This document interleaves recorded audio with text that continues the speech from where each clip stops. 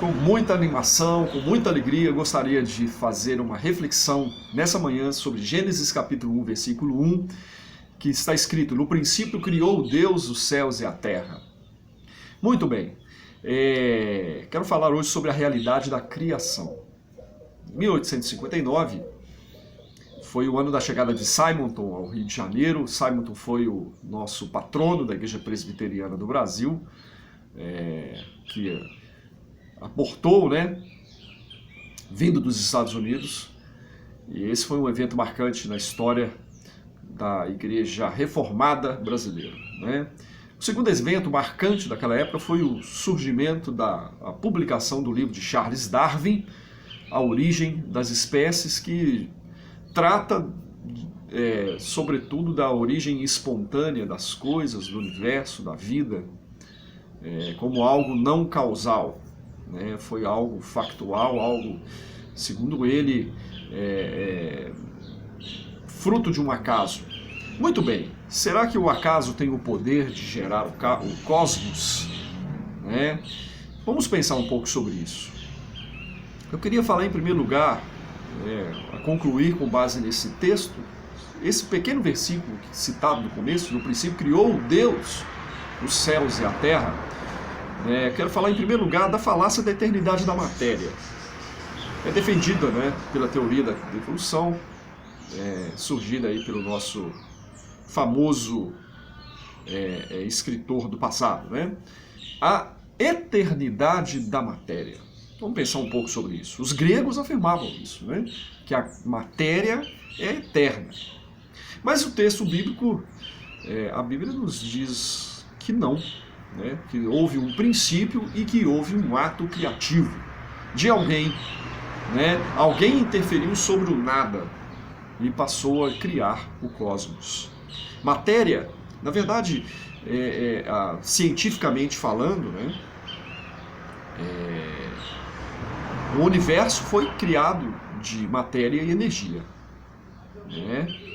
mas ele foi criado no princípio, ou seja, existe um momento de tempo pelo qual passou-se a existir o universo. A matéria e a energia não são eternas. Matéria e energia não criam a si mesmas. Então, o universo, além disso, ele é governado por leis. E como é que uma lei pode se auto-publicar? Existe alguma possibilidade de existir uma lei sem causa? O universo foi criado. E a própria ciência prova isso. O que nós aceitamos pela fé é que o universo foi criado pela palavra de Deus. Está lá escrito no livro de Hebreus, capítulo 11, verso 3. O apóstolo João também disse, em 1 João 1, verso 3, que todas as coisas foram feitas por intermédio dele, de Jesus Cristo. E sem ele, nada que foi feito se fez. Também nós podemos citar o texto de Colossenses, capítulo 1, versos 15 a 17, que está escrito: este Jesus Cristo, é a imagem do Deus invisível, o primogênito de toda a criação, pois nele foram criadas todas as coisas, nos céus e sobre a terra, as visíveis e as invisíveis, sejam tronos, sejam soberanias, quer principados, quer potestades. Tudo foi criado por meio dele e para ele. E ele é antes de todas as coisas. Nele tudo subsiste. Cristo, podemos dizer, é a figura daquele pai de família que agrupa sobre si todos os seus entes e não deixa que as coisas não deixa as coisas tornarem-se caóticas. Ele faz isso com o mundo. Ele sustenta o mundo pela palavra do seu poder. Nós podemos também citar Hebreus capítulo 1, versos 1 a 3.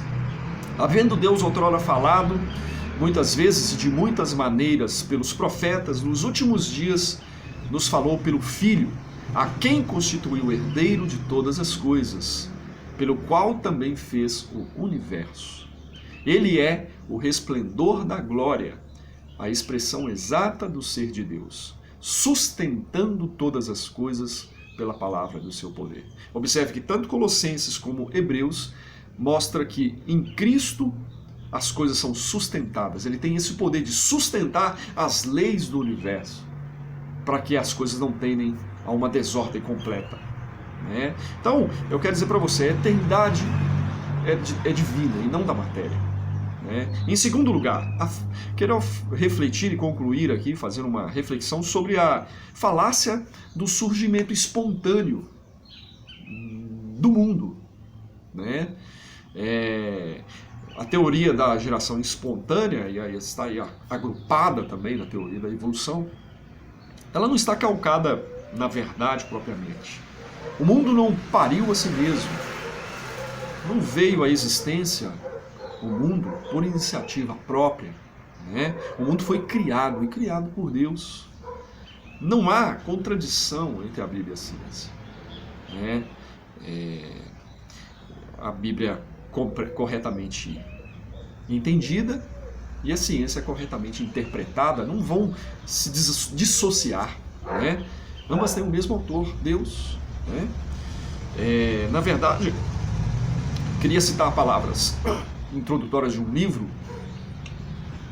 publicado por Adalto Lourenço, um presbítero da igreja de Limeira, que diz, né, no seu livro Como Tudo Começou, ele faz alguns questionamentos. Será que realmente somos resultados de um caldo primordial que poderia ter existido há milhões de anos atrás? Será que o universo possui mais estrelas do que todos os grãos de areia de todas as praias e de todos os desertos desse planeta? Com toda a sua beleza exuberante, leis precisas, teria sido apenas fruto de um acidente cósmico, conhecido por Big Bang, há 13,7 bilhões de anos atrás? Ao nos depararmos com a complexidade do código genético, o DNA, né, altamente codificado e eficientemente armazenado, capaz de criar sistemas com tamanha complexidade e design, como o corpo humano, será que essas estruturas elas teriam sido apenas fruto do acaso? Queria que você refletisse que a fé é certeza de coisas que se esperam e convicção de fatos que não se veem. Nós estamos aqui tratando da fé.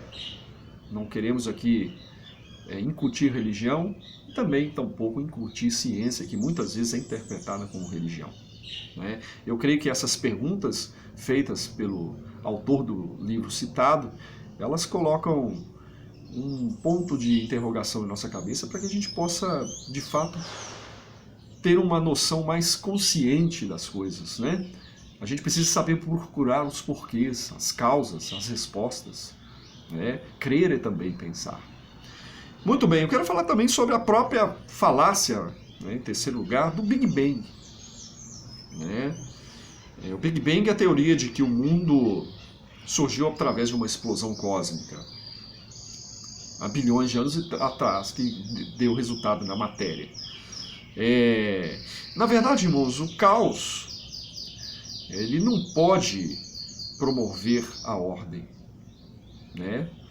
Do caos não surge a ordem, né?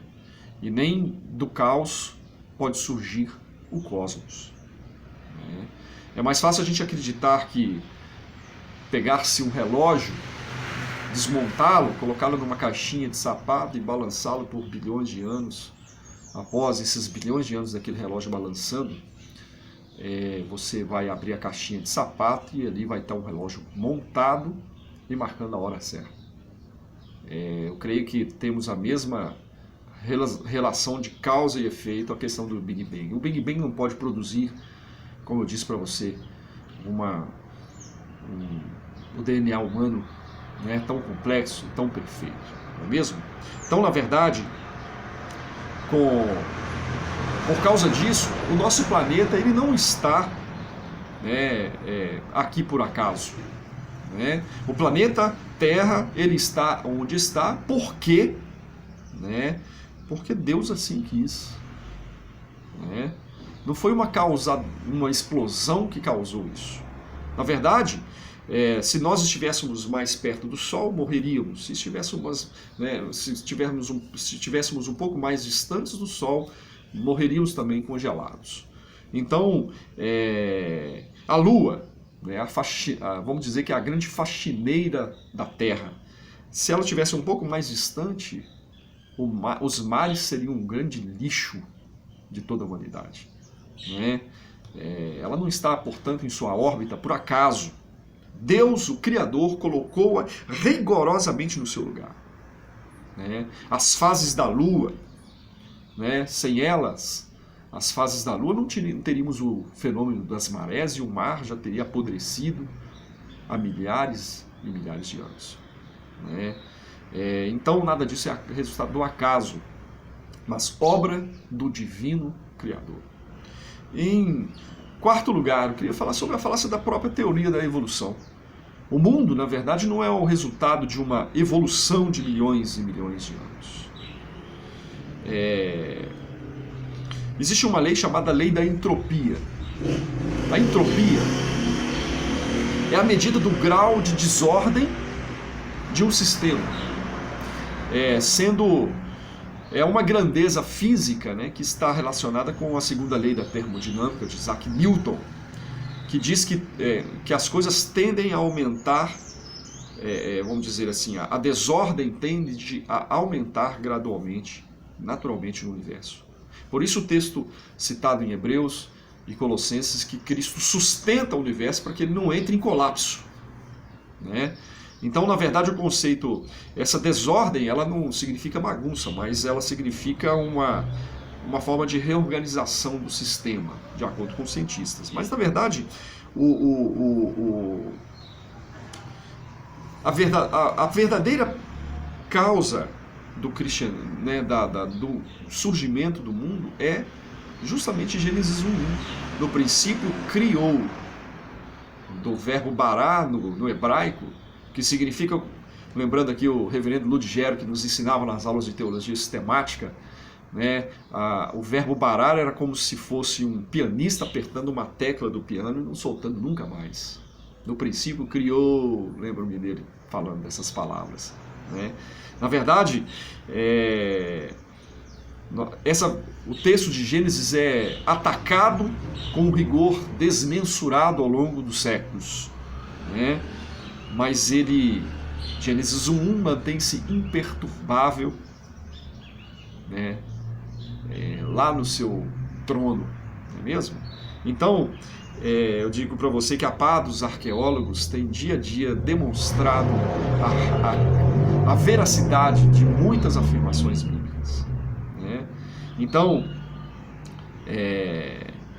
se nós olharmos para o texto de Gênesis sobre o olhar evolucionista, diríamos que ele seria um mito, um texto metafórico, um texto mítico. Né? Segundo essa teoria, a teoria da evolução, Adão e Eva não existiriam. E se Adão e Eva não existissem, não haveria queda. E se não houve queda, não haveria necessidade de redenção e de Cristo vir ao mundo. Se o primeiro Adão foi um mito, então o segundo Adão também foi um mito. E Cristo é o segundo Adão. Então, para a gente poder aceitar a teoria da evolução sem questionamentos, nós vamos ter que refutar a Bíblia, deixar a Bíblia de lado. Né? Na verdade, o relato da criação está escrita lá no Pentateuco, nos livros históricos, poéticos, proféticos. A gente vai ter que cancelar tudo. Pode jogar sua Bíblia na fogueira para se esquentar no inverno, porque o inverno também é coisa do acaso. Né? Na verdade, queria finalizar falando sobre uma descoberta científica do chamado DNA mitocondrial, ou chamado EVA mitocondrial. A teoria de que o nosso DNA ele acumula mutações e que essas mutações elas funcionam como um relógio, né, molecular. E o interessante é que os cientistas, ao documentar essa atividade, eles perceberam que, pelo acúmulo de mutações ocorridas no DNA humano, a diversidade do genoma mitocondrial entre humanos é relativamente pequena. E isso significa que a nossa espécie ainda é nova e não teve o tempo de acumular muitas alterações. Na verdade, Deus criou, quando você lê o relato de Gênesis, você pode perceber que Deus diz: produza a terra ervas, produza o mar enxames de seres viventes. Você vai ver lá o relato de Gênesis, que Deus não pôs a mão na massa, ele deu ordem para que a terra pudesse produzir os seus seres. E quando a terra ela produz esses seres, ela tem a capacidade de mutação. Mas até hoje não se descobriu, ou não se comprovou a eficácia da transmutação, que é um ser se transformar em outro. Deus criou e dotou os seres humanos com a capacidade de mudar e se adaptar ao meio, mas não há comprovação de que Deus dotou a criação com a capacidade de transmutar. Geralmente as mutações mais severas geram seres com menos probabilidade de sobrevida, né? Então, meus irmãos, é sobre isso que eu queria falar com você nessa manhã. Deus abençoe você, que você possa lembrar que sem fé é impossível agradar a Deus. Não jogue fora a sua Bíblia, não troque as páginas sagradas que produzem fé, que produzem esperança e conforto, por teorias que não vão te levar ao lugar que Deus gostaria que você estivesse indo, que é para perto dele. Como diz aquele hino: mais perto quero estar, meu Deus, de ti. Um grande abraço a todos e um ótimo dia, em nome de Jesus. Amém.